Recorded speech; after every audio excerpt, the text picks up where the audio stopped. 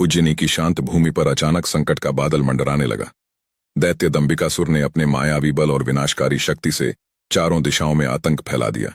गांव उजड़ने लगे, नदियां सूखने लगीं और खेत बंजर हो गए। आकाश में धुआं और गरजते बादल सदा मंडराते रहते। हर रात उसका क्रूर अट्टहास दूर तक गूंजता। लोग भयभीत थे और चारों ओर हाहाकार था। राजा विक्रमादित्य तक जब यह समाचार पहुंचा तो उन्होंने स्वयं बाहर जाकर देखा कि गांवों में बच्चे भूखे थे, पशु मर रहे थे और लोगों की आंखों में निराशा थी।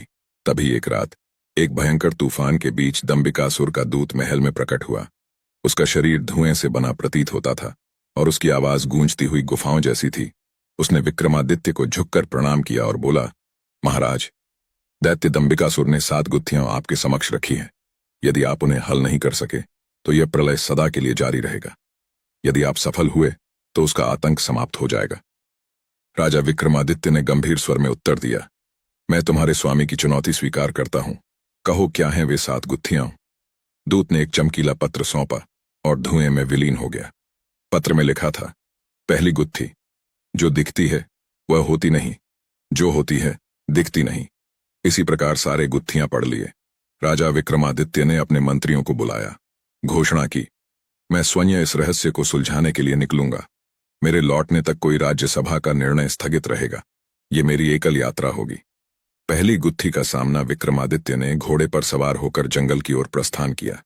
गहरे जंगल के भीतर एक झील के किनारे उन्हें पहली गुत्थी का हल मिला। पानी में प्रतिबिंब दिखता है पर वह वास्तव में नहीं होता, और हवा, जिसे अनुभव कर सकते हैं पर देख नहीं सकते। उत्तर था, प्रतिबिंब और हवा। तभी झील से एक धुंधली आकृति प्रकट हुई और बोली, तुमने पहली गुत्थी सुलझा ली, पर आगे की राह कठिन है। अगले पड़ाव पर उन्हें एक विशाल पक्षी मिला जिसके पंख सुनहरे थे। उसने कहा, महाराज, दूसरी गुत्थी का उत्तर दो, तभी मार्ग दूंगा। राजा ने सोचा, पतंग, बांधो तो उड़ती है, छोड़ो तो लौट आती है। उत्तर मिलते ही पक्षी ने आशीर्वाद दिया, परंतु विक्रमादित्य के हृदय में संशय उपजा। क्या मैं सफल हो पाऊंगा? क्या यह केवल मेरी बुद्धि का परीक्षण है या मेरी आत्मा का भी? घने अंधकार में एक वृद्धा मिली जो रो रही थी।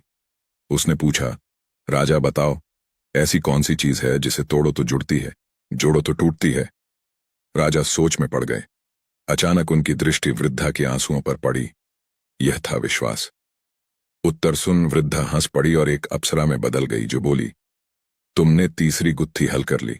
यह केवल बुद्धि का नहीं, हृदय का परीक्षण था। अब वह एक गुफा में पहुंचे। वहां एक दीपक जल रहा था। गुफा के द्वार पर प्रकाश की किरण पड़ी और दीपक बुझ गया। वह समझ गए, इसका उत्तर है छाया। जैसे ही उन्होंने यह उत्तर बोला, गुफा से मार्ग खुल गया, परंतु अब वह थक चुके थे और मन में भय घर कर रहा था। एक सूखे कुएं के पास पहुंचे। कुएं ने स्वयं पूछा, ऐसी क्या चीज है जिसे जितना दो उतना कम हो जाए? राजा ने गहराई से सोचा, यह था समय। जितना दो उतना कम हो जाता है। कुएं से जल फूट पड़ा और राजा ने अपनी प्यास बुझाई। राजा विक्रमादित्य अब रेगिस्तान पहुंचे। वहां एक प्यासा यात्री मिला जो मरने के कगार पर था। उसने पूछा, ऐसी क्या चीज है जिसके बिना जीवन शून्य, पर अधिक हो तो मृत्यु? उत्तर स्पष्ट था, जल। राजा ने अपना जल उस यात्री को दे दिया। यात्री रूप बदलकर दैत्य दंबिकासुर का दूत बन गया और बोला, तुमने छठी गुत्थी भी सुलझा ली, परंतु 7वीं सबसे कठिन है। यदि तुम असफल हुए तो तुम्हारा अंत भी यहीं होगा। राजा विक्रमादित्य एक सुनसान मैदान में पहुंचे जहां दंबिकासुर स्वयं प्रकट हुआ। न उसने गरजते हुए कहा, राजा विक्रमादित्य, 7वीं और अंतिम गुत्थी सुनो। वह क्या है जिसे सभी को बराबर बांट दो, फिर भी किसी के हिस्से कम या ज्यादा ना हो? राजा मौन हो गए। यह कठिन था। फिर उनके भीतर से आवाज आई, न्याय। न्याय सभी को समान रूप से बांटा जाए तो किसी को कम या अधिक नहीं लगता।